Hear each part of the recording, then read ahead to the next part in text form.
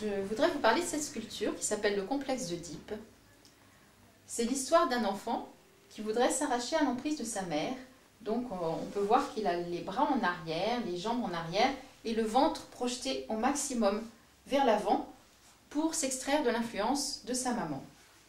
Quand on tourne autour, on peut s'apercevoir que le ventre de cet enfant, à cet endroit, à ce passage, devient le bras de ce même enfant qui, à ce moment-là, est devenu adulte de ce côté. Le ventre correspond pour moi à l'émotion et le bras à l'action. Donc il passe de l'état d'enfance à l'état adulte en passant de l'émotion à l'action.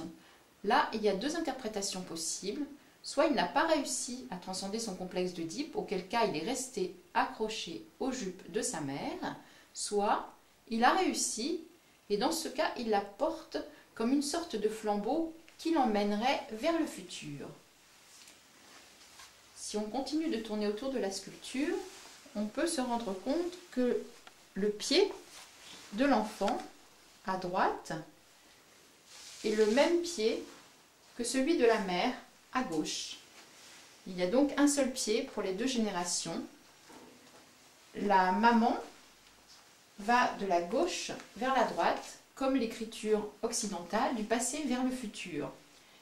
Et l'enfant a le choix soit de suivre le sillon transgénérationnel tracé par sa mère et les générations précédentes, soit de prendre en main son propre destin et de prendre avec lui comme une force cet acquis que lui a proposé et offert, que lui ont proposé ses parents.